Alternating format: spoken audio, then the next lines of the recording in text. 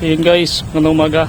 So for today's video, so syempre Sabado ngayon, naggala muna kami. So for today, andito kami sa Nasugbu, Batangas. So naisipan namin na mag swimming muna. So andito kami ngayon sa El Calvo Panutsutan. So yan ko lang kung alam niyo yung lugar na to guys. So yan o.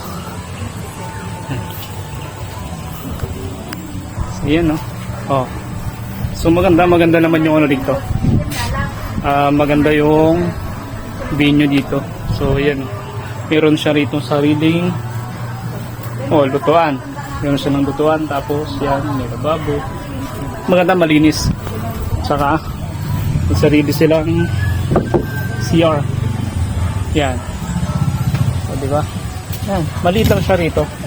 Pero kailangan yung magpa-reserve. Ang alam ko maximum 10 packs yata rin. So siya, ihaw na kami dyan guys. So ano yan, pwede nyong gamitin. May papayaram naman sila na mga ihawan. Tapos yung gagamitin nyo na yun, mga plato, kutsilyo. Halimbawa wala kayong mga dala, meron sila rito. So kompleto sila. So ito yung pagka halimbawa na gusto nyong mag-overnight, so meron sila ritong cottage. So ang ano nga pala namin sa dito ay mamaya may interview tayo. So para malaman nyo kung ano talaga yung sistema ng ano nila. Yun o. Itutur ko kayo sa sa loob ng cottage kung na pwede ritong tulugan pagka nag-overnight kayo. Yan. O, di ba? Yan. Halimbawa, mga dalawa kayo, okay na. Yan, di ba? Pagka nag-overnight kayo, pwede na kayo matulog dito. Siyempre, pagka yung mga babae, pwede lang dito. Halimbawa, mga 10 kayo, lahat ng mga babae, pwede rito. Tapos yung mga lalaki, pwede naman doon. Doon sa may ano. So, meron siya doon sa doon. Yan. Yung malawak naman siya. Okay. Mamaya, ipapakita ko yung beach front. So yun guys, may yan. Andito tayo ngayon sa El Calvo. So may magsasabi ng details nung resort nito.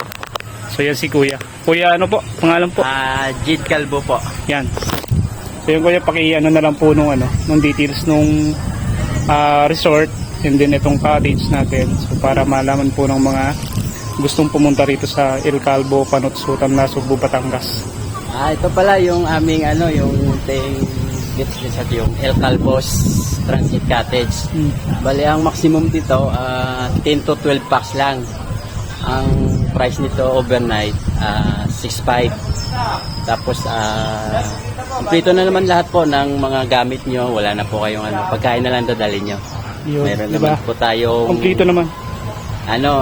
Kung gusto nyo mag-island hopping, tsaka mga banana boat, water sports nandito naman. So magkano Kuya yung halimbawa may gustong mag-island hopping, magkano yung rate ng island hopping niyo? 3.5 po. 2 hours na po yun. So ilang packs yun? Maximum po yun 8 packs lang po. So yung mga mga water yung mga halimbawa banana water sports po. Water sports. Alam ko po 15 minutes po nasa 1.8 po Okay. Kanilang price po. So yun guys. May mga price naman po doon sa natin sa beach natin. Sa bawat yung mga water sports natin. So yun guys, pagka pumunta kayo rito, pagkain lang ang dadalhin nyo.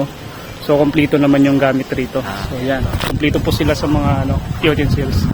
Yan ganda ng nila rito. Yan po ang kubo namin. Yan. Yun yung kubo na namin yan. So, pagka halimbawa, mga grupo-grupo kayo, mga riders club, may mga riders club pa rin sila. Mayroon po. So, pwede namin yan ito. O, sa mga kagrupo ko dyan, riders club. So, pagka halimbawa, balak nyo na maligo o mag-happy-happy, pwede rito kayo guys. Nakakasya naman po dito yung ano sir, yung 30 packs. Sa 30 buong packs. compound po. Pwede yan kasi yan, no? Malaki naman po. Malawak naman yung pagpaparadahan. So, marami kaming kagrupo. So, baka halimbawa, kapanood nyo itong mga paps, kung gusto nyong samahan ko kayo, pwede. Kasi alam ko naman yung lugar. Yun lang. Thank you, kuya. Wow. Thank you sir. Thank you pa. Thank you po.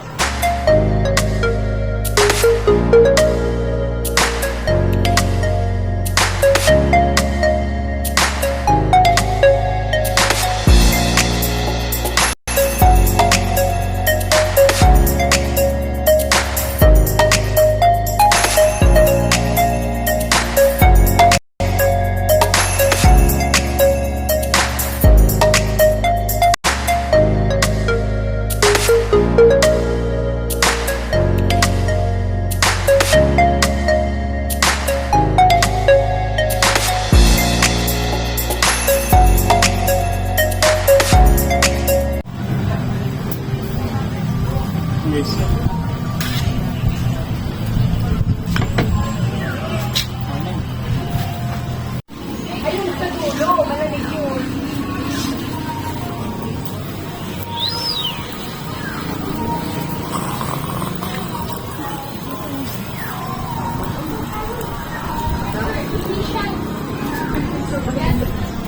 Guys, punta natin yung kanilang beachfront. So, let's go.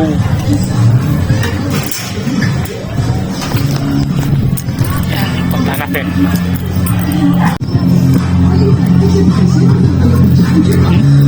Ang daming cottage dito. So, at sawa kayong mag-rent ka rin. Kung marami yan daw guys, maraming cottage.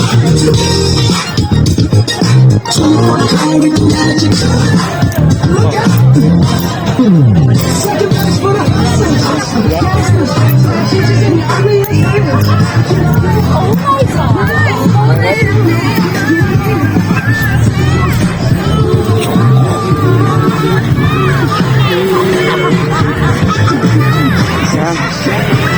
Okay na rin. So sa mga nagbabalak dyan, ayan, maganda rito guys, mga paps. So kung mapapanood nyo, yan, pagka nag-rides tayo mga paps, magandang ano to, venue. So pagkatapos ng rides, ligo, tapos overnight, tapos alam nyo na kung anong sunod. So yun o.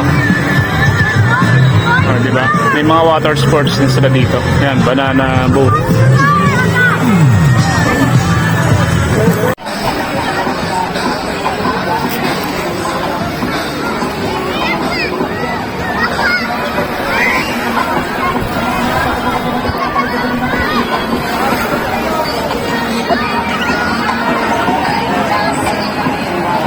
Yan Twin Island. Yan o. Yun, yung dalawang yan. So yun lang guys, and thank you so much.